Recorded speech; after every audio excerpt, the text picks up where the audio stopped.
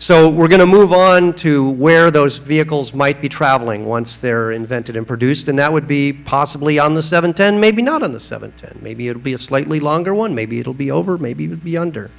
Let's get into the issues of the 710. Is the 710 surface route threat renewed? Now I'm going to, for the benefit of the audience, give a little background here.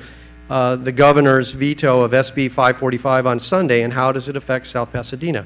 Had it become law, SB 545 would have provided that the 710 freeway between its current end and the 210-134 interchange could not be a surface highway.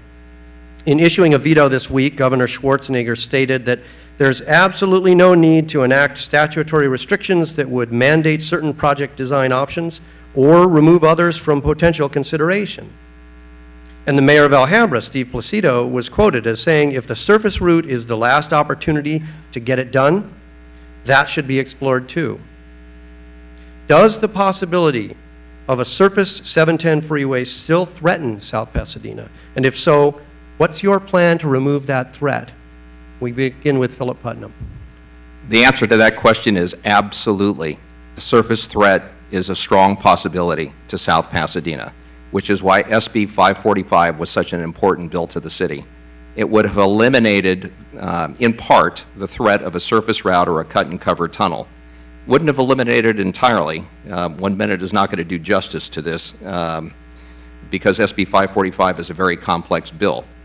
The city is back in the same position that it was before SB 545 was vetoed. We're no worse off, but we're certainly no better off. SB 545 would have provided a benefit for the city of South Pasadena. But what it's done is refocus people from a project, a tunnel, which we know will never be built. There will never be the money. There'll never be the political will to build that project, to something that's more cost effective and not off the board yet. Although we have prevailed in some of our legal cases in stopping a 710, the threat of that is not eliminated, and I have far more to say, but I realize... Thank you. I realize that only a minute is not enough for a 50-year issue, and I think we all agree on that. Let's move on to Mr. Cacciati. I think you understand the question. I agree with Mr. Putnam. It is currently a threat, and not only is it a threat, there's so many cities around us, Alhambra, Monterey Park, San Gabriel, San Marino, regional agencies like the LA Metro, SCAG, San Gabriel Valley Council of Governments that I've attended, and when I put my hand up opposing a freeway, all 30 other cities put their hand up against us. So it's a major threat, and that's why about 7 years ago when I first got into council, we took a position to be neutral on a tunnel study, and we've reset the debate. It's no longer only about a surface.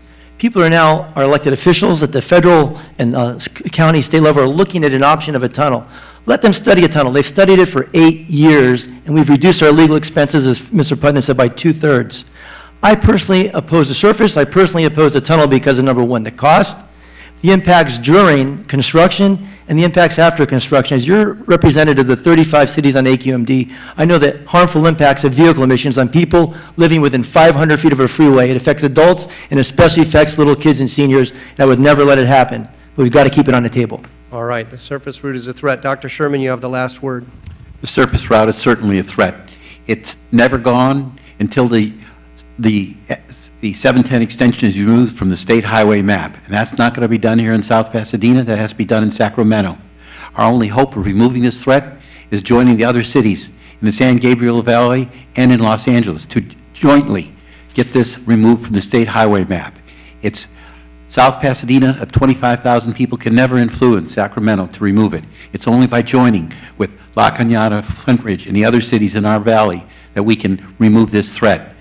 If I were elected, I would join these other cities, and that would be my thrust, to join the other cities and to jointly get this threat removed from our city.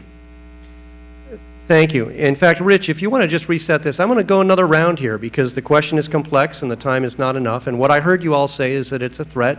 With the exception of Dr. Sherman, I'm not sure that I understood exactly what are you going to do about it. So the tail end of my question was, what is your plan to remove that threat? So 1 minute. Philip, what's your plan to remove the threat, the surface route threat?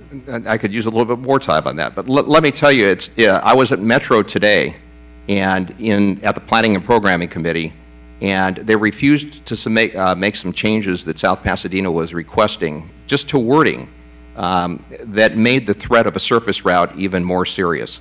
What I have done in the past, what Dr. Sherman just mentioned, was we have a three-prong attack: legislative, judicial, and lobbying. And we are exercising every one of these prongs. It was me that put together alliances with Mayor Bill Bogard, Mayor Antonio Villaraigosa, and others.